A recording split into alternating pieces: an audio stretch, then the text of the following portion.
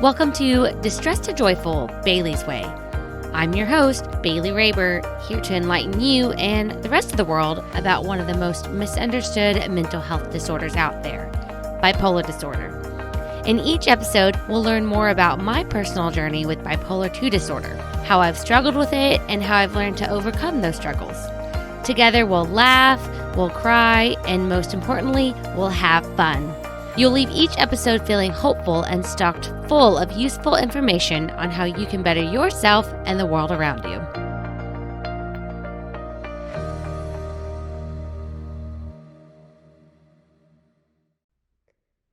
Hello, friends. Okay, so if you're on YouTube right now watching this, you might be a little confused as to the look that's going on. This is all natural, no makeup, no contacts, no nothing, because your girl did a workout and took a shower, and I still needed to record, and I said, you know what? This is me. I sometimes wear makeup, I sometimes wear contacts, I sometimes wear none of it, and so, yeah, we're just rocking and rolling. So, a couple things before we move into today's episode. This past week, being last week actually, because it's a new week, hello. Last week, I went to dinner with an old friend from high school, Spencer, who he was one of my best friends in high school, and I'm really glad that we've been able to kind of reconnect and hang out and stuff these days. And he's got a wonderful wife, Taylor. So Moni and I went and had dinner with them, like kind of like a little double date, and it was so much fun. We had a blast. But I'm bringing this up, guys, because while we were at dinner with Spencer, of course, things from the past got brought up, like high school, mainly high school, those kinds of things. And Spencer brought up something, and he said something to me that was just like an aha moment. It was not an epiphany, but it was more so like, damn. So, I'm not going to go too much into detail on this. I'll talk more at the end of this episode because I've actually decided, thanks to dinner with Spencer and Taylor, shout out to you, Spencer, I know you're listening. I've actually decided that the next episode is going to be one that is straight from the heart. So, it's specifically going to be about my childhood home and my feelings around living in the household that I grew up in. Spencer brought up an excellent point, something that just, it felt good. It was so validating to hear him say this, and unfortunately, this is a cliffhanger, because I'm not going to tell you what he said. You will find out in the next episode. But I just want to let you guys know that I'm actually really excited. I haven't done an episode from the heart in a while. I've been more focused on research and talking about my self-discovery with y'all. And this is a form of self-discovery, but it's not research-backed. It's more of, oh my God, self-awareness is coming through like crazy. And I'm really excited to actually share this with you. And I know some of y'all will be able to connect, which is, it's comforting for me, but also heartbreaking because I hate when other people have gone through shitty things that I've gone through. But at the same time, it's nice to know that I'm not the only one. It's kind of like what we talked about last week, and you are not alone. So, other announcements. Oh my God. I'm going to Europe in less than a month. Holy shit, y'all. I have not even taken any time to go over this because life has been so crazy. And I think I still can't believe that this is actually happening. Fuck, y'all. Fuck. So, Moni knows that he's known from, probably the first month of us dating, starting back in 2020, that I have always wanted to go to Paris, France. Y'all, I'm a fashion major. Coco Chanel is my fashion icon. I have been obsessed with Paris since I was a little girl, since I saw the Coco Chanel movie on Lifetime Movie Network when I was like 13 or 14 years old. Actually, give me a second. For those of y'all on YouTube, let me show you something weird and creepy and kind of cool at the same time that I have right up here on the shelf. Give me 2 seconds.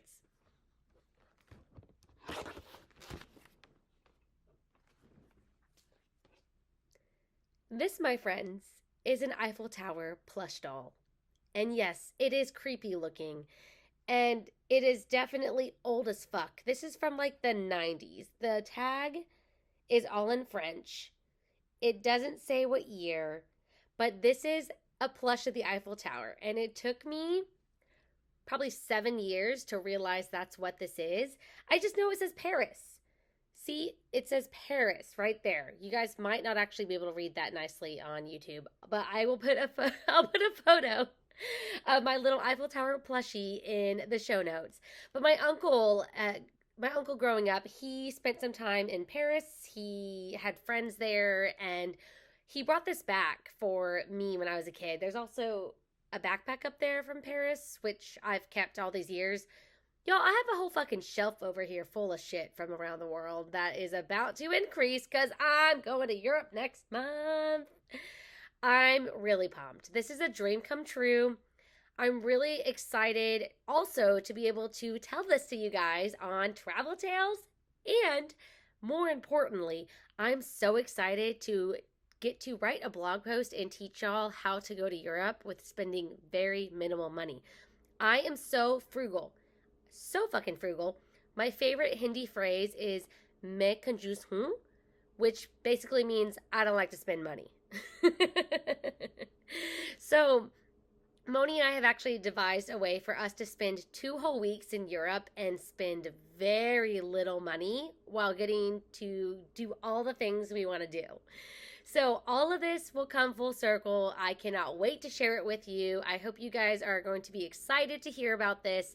We're going to Paris, we're going to Brussels, Belgium, and then we're going to Amsterdam and the Netherlands. So lots of fun things coming for you guys, lots of fun things coming for me, obviously, but don't get worried because I have been on top of my shit this year and there will still be episodes while I'm in Europe. So don't worry, I will still be here for you in the form of our weekly podcast episodes.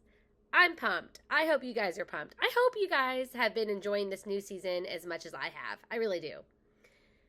Which, speaking of, Travel Tales. The first episode was released last week on Monday. It was the road trip from Houston, Texas to New Mexico. How did you guys like it? Did you enjoy it? Do you think it's fun? Do you not really give a shit? Do you not care about travel? What is it? What do you guys think? Send me a message. You can either DM me at distressed_to_joyful_ Bailey's Way on Instagram. You can also head on over to the website, whatisheybales.com. Go to the contact page and submit your ideas, your thoughts, whatever the fuck you want to tell me, submit it there too. I want to hear from you guys. I want to know how y'all feel about this. I'm going to keep doing it for the time being until someone tells me that this is stupid and I should stop. But really, I hope you guys are enjoying it, and please let me know. Send me a message. I want to hear from you. All right, so let's go ahead and dive into today's episode, Bipolar Disorder and Sensory Let's go ahead and dive into today's episode, Bipolar Disorder and Sensory Overload. So I really can't remember how or what sparked my interest into researching this topic, but something happened in July of 2022 that got the wheels in my brain turning, and it made me hit up our pal Google. And Google led me to an article on bphope.com titled, "Do You Experience Auditory Overload and Focus Issues from Bipolar?" And this was written by a woman named Kelly Staton. Staton, yeah, I think I pronounced that right. So she starts off by saying, many of us with bipolar disorder deal with hypersensitivity in one form or another. The most prevalent form of sensory sensitivity that she experiences is auditory overload. Okay, so let's pause for a second. Attitude.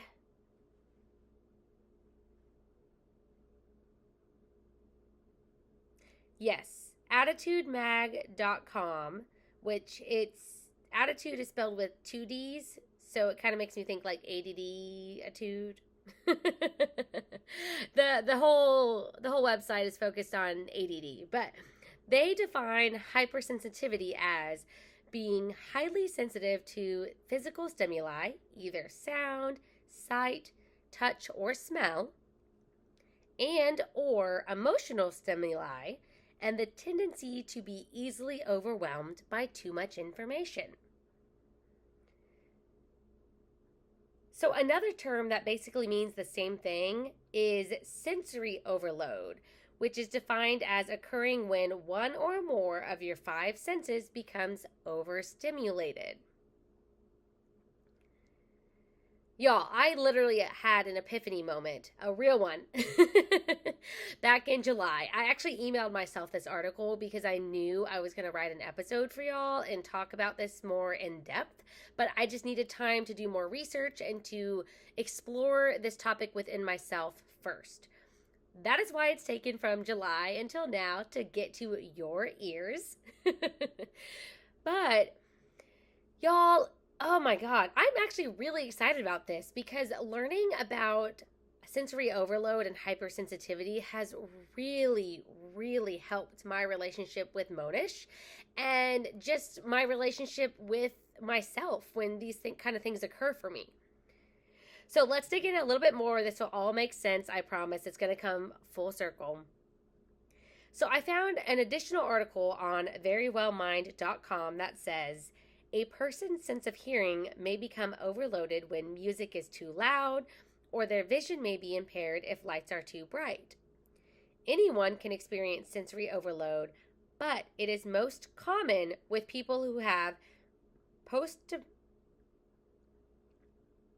post-traumatic stress disorder, also known as PTSD, autism, or sensory processing, and other neurodevelopmental disorders.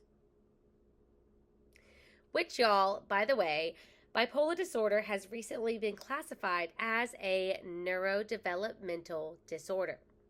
So that would fall in the category of most common with people with this. Boom, boom, boom.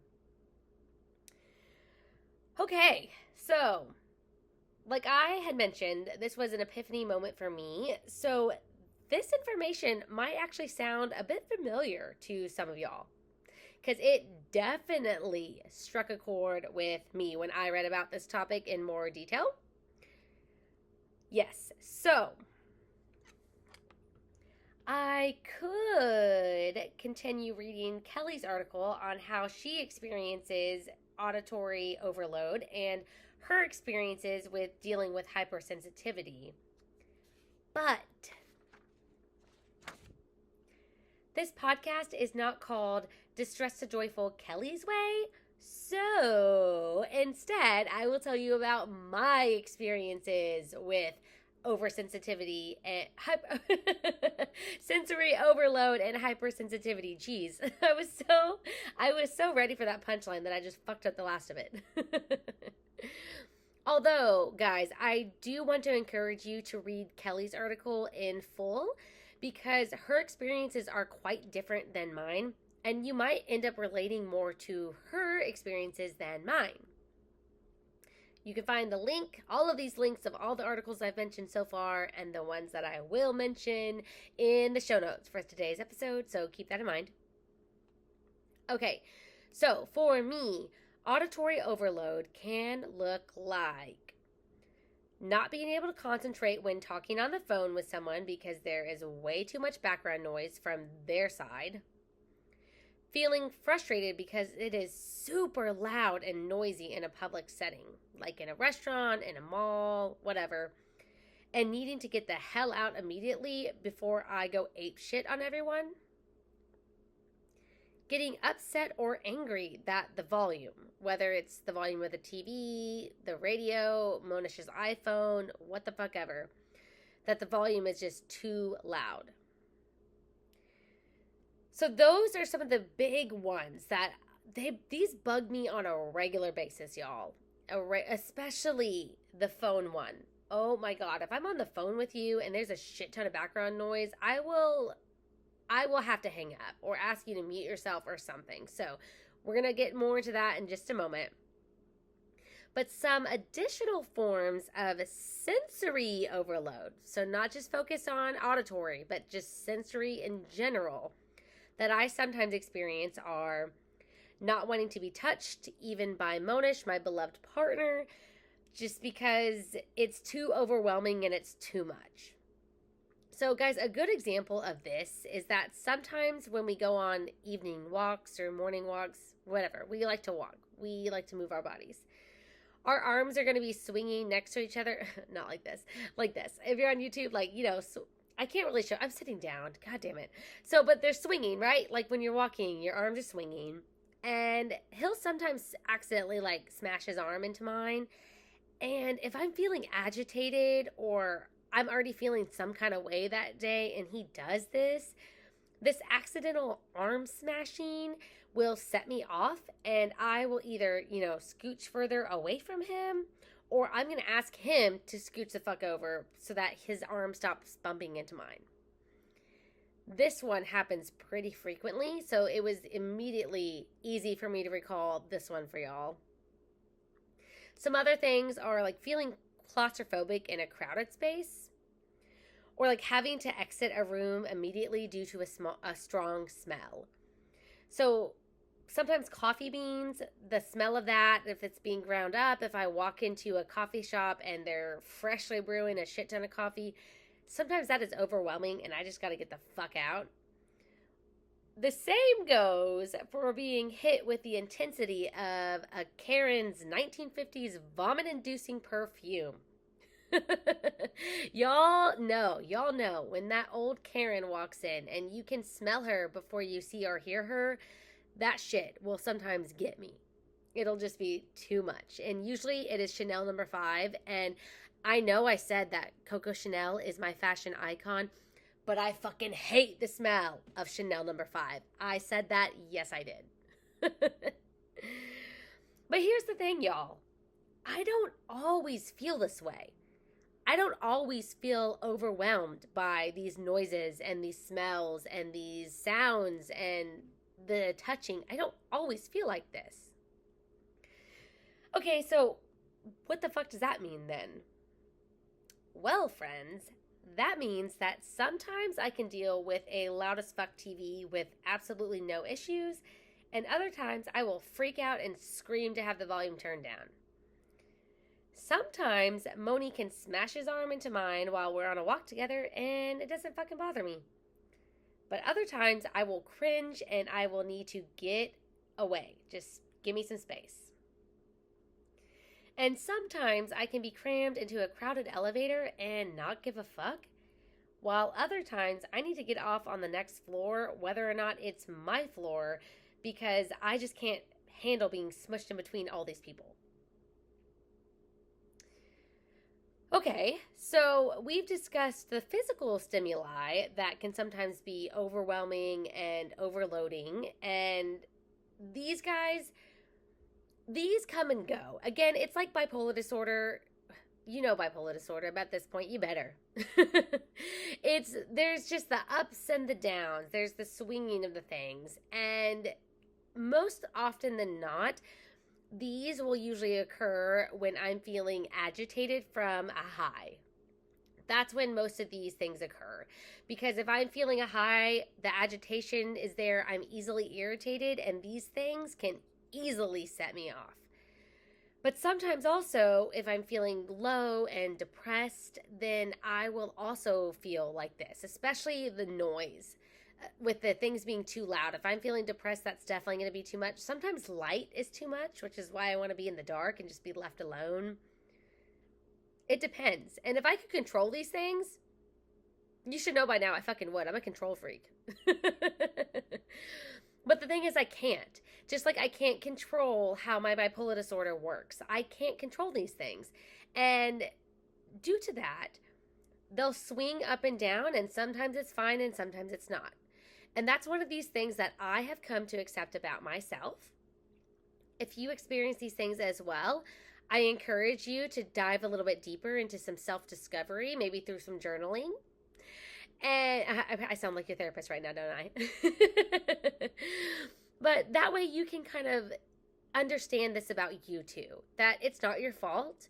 Don't get upset about yourself for feeling this way, but also just know that this is going to happen. And if it happens, just accept it as it is and just go with it. Don't try to fight it. Don't try to change it.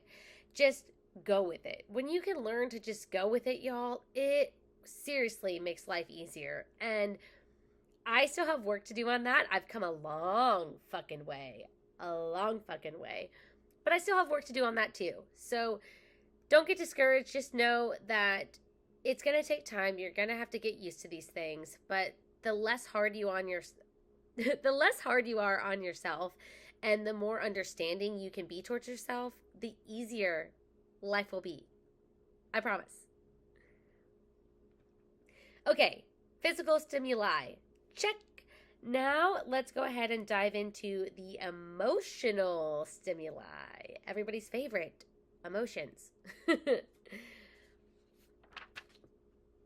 So an article that I found on verywellmind.com reads, high sensitivity applies across a few different categories. There are several traits or characteristics in common, such as avoiding violent movies or TV shows because they feel too intense and leave you feeling unsettled. Being deeply moved by beauty, either expressed in art, nature, or the human spirit, sometimes even a good commercial. Being overwhelmed by sensory stimuli, such as noisy crowds, bright lights, or uncomfortable clothing. Feeling a need for downtime, not just a preference, especially when you have hectic days. Needing to retreat to a dark, quiet room. Having a rich and complex inner life, complete with deep thoughts and strong feelings that go with them. Okay, so let me give you guys my personal take on these. Not all of them, 4 out of the 5. We're going to talk about 4 out of the 5. And the first one being avoiding violent movies or TV shows. Y'all, this is 100% me.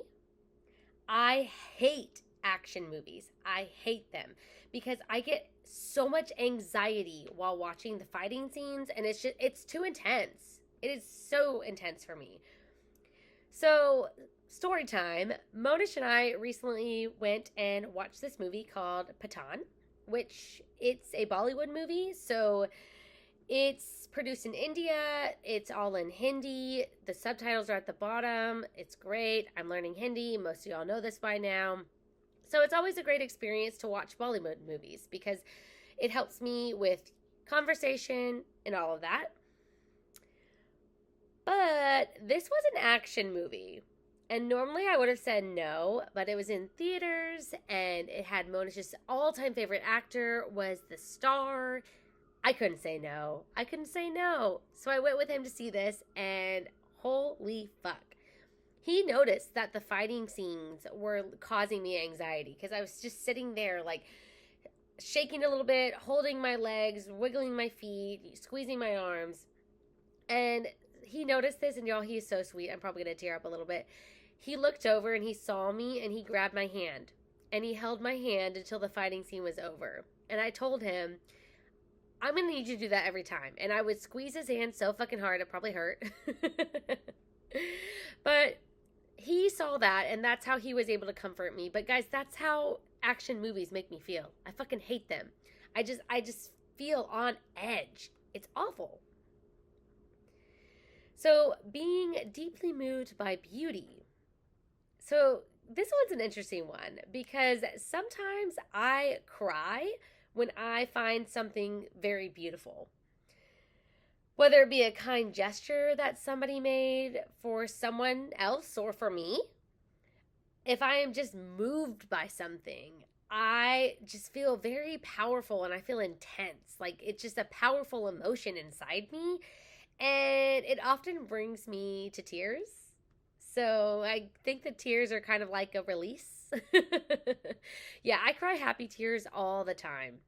Sometimes Monish will do something so seemingly small, and it just makes me feel so good. And it just really moves me that he did this seemingly little thing for me, and I'll cry because I'm just so happy.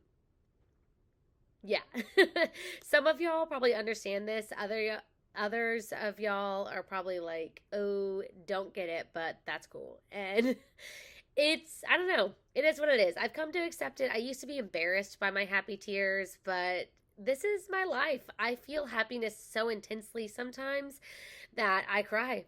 And I will take that any day over not feeling that because it's beautiful. If any of you know what I'm talking about, don't be embarrassed by your happy tears. That is such a beautiful thing, and not everybody gets to experience that. So embrace it. Enjoy it and embrace it. Feeling a need for downtime. Y'all, I am an extreme extrovert most of the time. Extreme. But there are times when I just need to be left the fuck alone. Oh, like just let me lay on the couch and watch an episode of my TV show by myself. Let me recuperate. Leave me alone, especially if I had a shitty or hectic day. Especially. And y'all, sometimes I feel so bad because I'm the chatterbox of our household. I laugh a lot. I talk a lot. I'm always fucking talking. Monish is the introvert. I'm the extrovert. So when I have to ask him to not talk because I just need to be left the fuck alone, sometimes I feel so bad and so guilty because I never shut the fuck up. And he'll give me shit sometimes. He'll be like, seriously, you're always talking and you're telling me to be quiet? And I'm like, well... So, yeah, that does occasionally happen. And I hate when it happens, but it does. And I can't help it. I just need my space. I just need to be left alone. And the last one, having a rich and complex inner life. Y'all, I am talking to myself in my head all the time. I told you I never shut up. That's why I'm here. I like to talk. But, when they say, complete with deep thoughts and strong feelings that go with them, I will have full-blown conversations in my head in the shower, where now I'm having happy tears in the shower or on a walk because I'm just feeling all kinds of things from this conversation in my head. Some of y'all might think that sounds crazy. I honestly don't give a fuck because this is my reality and this is what it is. So those of you who can relate, you are not alone. Keep having those conversations in your head. Keep enjoying that. If you are finishing an argument with somebody else that you didn't have, but inside your head, please know I do that shit all the time, especially when I'm in the shower. The shower is my favorite place to go back to those arguments I was having and have that better answer or that better response or that better fucking burn. That is my place to do it. And I don't care if y'all think it's weird or whatever, because this is my life. This is what I do. And I know some of y'all do it too. Okay, so let's move into some really good information via how to support those around you who are experiencing a sensory overload. This, I think, is super, super important because having a partner means that sometimes I don't want to be touched. I need the volume turned down. I need to be left alone. And he needs to understand this, because if he doesn't understand that I need this or how to support me through it, it can cause conflict. And it has. It's literally caused conflict between me and Moni in the past. Not so much anymore because we've worked on it. We've communicated. He understands. And that is why I'm telling you guys this, because we have come through how to come through. We have come up with how to get through this. And so I want to share that with y'all. All of which that I'm listing out is based on my personal experiences going through this with my partner, Monish. I'm pointing like he's sitting on the couch over there. He's definitely not. That would be really awkward for me. But just know that this is all based on my personal experience. Some of this may work for you, some of it may not, but it's worth a shot, especially if you are in a long-term relationship with somebody and there's conflict around these type of things. It can also work for family members. So Take what you want from this. This is for you to get your wheels turning and start thinking about what you could do to better help yourself and those around you. Hello. So, number one, do not take it personally. Seriously, when I say this, I mean, I don't dislike you because I can't be touched by you right now. It's nothing at all like that. I just physically can't handle being touched, so I need you to respect my boundary and just don't touch me. That's all. We're all good. This is all about me, nothing to do with you. So please do not take this personally. Number two, respect the person's boundaries. Listen, if your friend, your relative, your romantic partner tells you that they need to leave this fucking party right now because they just feel overwhelmed by the lights, the noise, the crowds, whatever have it be, let them leave. And don't give them shit for it, more importantly. If you don't want to leave, ask them if it's cool if you stay. But if they need to go, if this is too much for them, let them go. Don't force them to stay somewhere that is overstimulating for them, because that's just going to cause irritation, a breakdown, a meltdown, anger. Who fucking knows? So many reactions can come from being forced to stay in a situation that is overstimulating. Don't put them through that. Let them escape. Go with them. Or if you don't want to go with them, see if they're cool with you still staying there. Whatever have it be. But please respect their boundaries. Don't touch them if they don't want to be touched. Turn down the fucking TV if it needs to be turned down. Just respect some boundaries, guys. Respect. Number three, ask what they need or how you can best support them in that moment. This is huge. Monish has gotten so well at this. He's gotten so good at doing this for me, and I'm so grateful and forever thankful that he does this. It's a no-brainer for him now. It's taken time, but now it's a no-brainer. And a few examples of phrases that he uses with me is, how can I help? Is there anything that you need from me right now? Or what can I do to help alleviate some of what's overwhelming you? So a real life example from situations that often occur with me and Moni is that, like I mentioned before, if we're on the phone and there's background noise and it's just, I can't handle it. It's coming from his end of the phone. It's just overwhelming for me. I need it to be gone. I'll tell him, look, babe, I can't concentrate on this conversation because there's too much background noise. And when this happens, we'll do one of three things. Either he'll call me back later when he's out of whatever area he's currently in that's causing all that noise. We'll just wait until I get home to finish the conversation. Or he'll offer to mute himself while he isn't talking if the conversation needs to continue right that second. These are three simple things to keep me from overreacting. Because the thing is, guys, like I mentioned, if I'm on the phone with him and it's background noise, I can't concentrate. It's overwhelming to me. It's too much.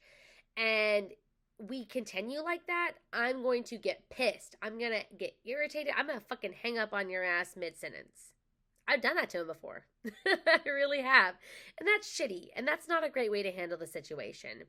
So if I can communicate to him like, hey, this is what's happening, and either I offer the solutions or he chimes in and offers some solutions, that is always the best way to go.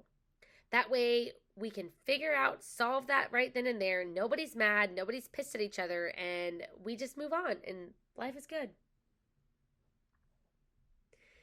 So y'all, I truly hope that tuning into this episode has helped open your eyes to the reality of sensory overload. Be it that have you experienced it or you've been present when someone has experienced it around you. And I just want to leave two things with you today before we go. So the first one, if you experience sensory overload, please note that this is quite normal and that learning to communicate your needs, especially during overwhelming moments, will really, really help you out in the long run. And number 2, if someone around you is experiencing some sort of sensory overload, please remember that their reactions have nothing to do with you. Nothing. But that if you extend some kindness towards them, that can really go a long way.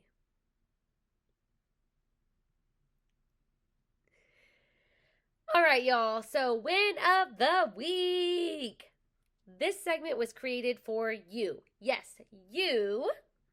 And this is a way for all of us together to spread some positivity and share a good thing that happened in recent times.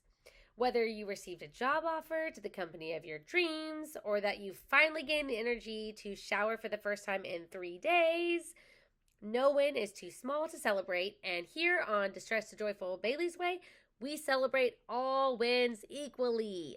Yes, we do. Also, this is your opportunity for a shout out on the show, and y'all should know by now that I love giving shout outs. So today we have a submission from the website from Keith Travis. So Keith says that his win is that he finalized all of his prep work for his cybersecurity class that starts tomorrow, and that he's ready to get the show on the road and point his life in a new direction. Oh, I love that. And he also says that he got to see his parents this week before things got crazy, which was nice. Aw, thanks, Keithy. For those of you listening, Keith is like an older brother to me, and he's been in my life for, God, almost 15 years now. I think about 15 years, which is wild. He's like an older brother to me, and I love that he sent in a submission. So if you're listening, thank you, Keithy. I appreciate it. That's his nickname. He probably hates I'm calling him this right now on a public platform. So do you have a recent win that you want to share? Send in your submissions by heading on over to whatisheybales.com/win-of-the-week. Also, side note, if you don't want to be shouted out, then don't fill in the name or nickname and email address. Just send your message and hit submit. If you want to be shouted out, please put your name in there. But if not, then don't worry about it. You can just write the message and hit submit. It's not required. I just want to celebrate you. Even if you're anonymous, I still want to celebrate you. I love celebrating people, and I love celebrating milestones and life events and everything. Let's celebrate the small things, because, y'all, what is life worth living for if we're not celebrating things along the way? Seriously. You can also send in your submissions directly to my DMs on Instagram at DistressedJoyful_Bailey'sWay. All right, so in the next episode, I'm going to speak directly from the heart, like I mentioned in the announcements earlier, and I'm going to talk about my experiences growing up in a household where I was the black sheep and always felt as if I didn't belong. Y'all, I've heard so many people in the past 5+ years tell me that they too were the black sheep of their family, and while it's comforting to know that I'm not alone, it really truly breaks my heart. So I do want to talk about my experiences and share them, one, to help you guys feel not alone, and two, so that hopefully those of you who have kids can not make those same mistakes that my parents made. I mean, it is what it is. So nobody is perfect. My parents will never be perfect. They were not perfect. I'm not perfect. You're not perfect. Nobody's perfect. And that's okay. The thing is just owning up to our mistakes and realizing where we did wrong, and then trying to do right by them, or like me here, trying to help others not make those same mistakes. Guys, that to me is truly important, and that's why I sit here and do what I do. So thank you for tuning into the show. Be sure to follow the show on Instagram and Facebook at DistressedJoyful_Bailey'sWay. And make sure to head on over to the website, whatisheybales.com, to check out the show notes from this episode. If you enjoy this podcast, help spread the word by leaving a rating or writing a review.